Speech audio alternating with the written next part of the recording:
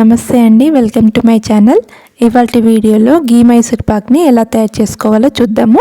చాలా సాఫ్ట్గా టేస్టీగా ఉండే ఈ గీ మైసూర్ పాక్ని చాలా ఈజీగా ఇంట్లో ప్రిపేర్ చేసుకోవచ్చు. దీని తయారీ విధానానికి 1 కప్పు శనగపిండి, పంచదార, నెయ్యిని ఈక్వల్గా తీసుకోవాలి.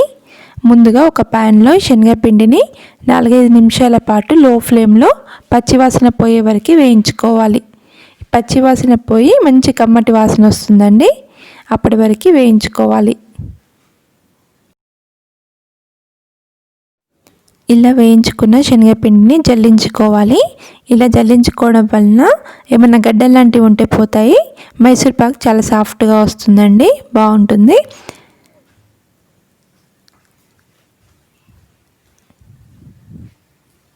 ఇప్పుడు ఇందులోకి మనం 1 కప్పు నెయ్యిని తీసుకున్నాం కదా, అందులో సగం నెయ్యిని పోసుకొని ఉండలు లేకుండా బాగా కలుపుకోవాలి. ఇలా ఉండలు లేకుండా కలుపుకొని పక్కకు పెట్టుకోవాలి. ఇప్పుడు ఒక ప్యాన్లో 1 కప్పు పంచదారను వేసుకొని 1/2 కప్పు వాటర్ని పోసుకొని కరిగించుకోవాలి. ఇలా పంచదార కరుగుతున్నప్పుడు మనము ఒక గిన్నెకి నెయ్యిని రాసుకొని పక్కకు పెట్టుకోవాలండి. మనకు ఇది పంచదార పాకం లేదా తీగ పాకం రావాలండి. తీగ పాకం వచ్చేదాకా మనము చక్కెరని మరిగించుకోవాలి. చూడండి, ఈ విధంగా మనము చెక్ చేసినప్పుడు ఇలా తీగ పాకంలాగా రావాలి.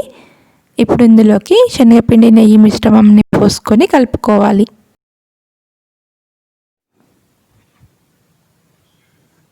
ఇలా పల్చగా ఉంది కదండి, ఇదంతా దగ్గరికి వచ్చేలాగా బాగా ఉడికించుకోవాలి.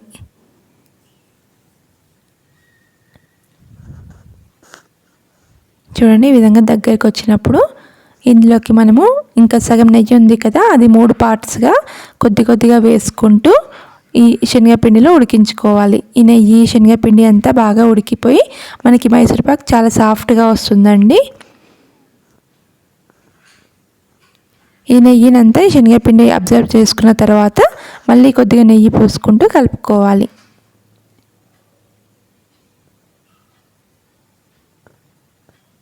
ఈ విధంగా మనం తీసుకున్న నెయ్యి అంతా అయిపోయే వరకు కలుపుకోవాలండి.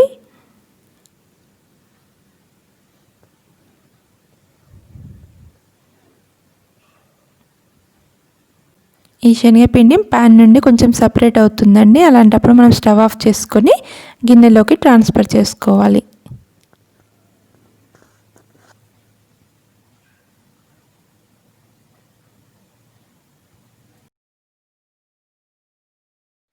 స్టవ్ ఆఫ్ చేసుకున్న వెంటనే శనగపిండి మిశ్రమాన్ని మనం గిన్నెలోకి వేసుకోవాలండి, లేదంటే గట్టిగా అయిపోతుంది. నాకు ఇక్కడ కొద్దిగా లేట్ అయింది, అందుకని కొంచెం గట్టిగా అయింది చూడండి. లేదంటే ఇంకా సాఫ్ట్గా ఇంకా బాగా వస్తుందండి. మనం ఒక స్పూన్తో కానీ స్పాచులతో కానీ పైన ఈ విధంగా సాఫ్ట్గా అనుకోవాలి. దీన్ని ఒక అరగంట పాటు పక్కకు పెడితే చల్లగా అయిపోతుందండి. అరగంట పాటు పక్కకు పెట్టుకోవాలి. నేను ఈజీగా డీమోల్డ్ అవుతుందని ఈ విధంగా కట్ చేసుకొని పెట్టుకుంటున్నాను. అరగంట తర్వాత దీన్ని ఒక ప్లేట్లోకి తీసుకోవాలి. ఈ విధంగా రివర్స్లో అనుకొని ట్యాప్ చేస్తే చాలా ఈజీగా వచ్చేస్తుంది.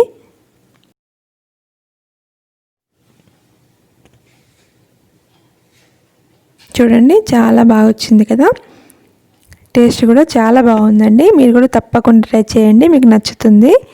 మీకు ఈ వీడియో నచ్చితే లైక్ చేయండి. అలాగే నా ఛానల్ని ఫస్ట్ టైం చూస్తున్నట్లయితే సబ్స్క్రైబ్ చేసి పక్కనే ఉన్న బెల్ ఐకాన్ని ప్రెస్ చేయండి. Thank you for watching.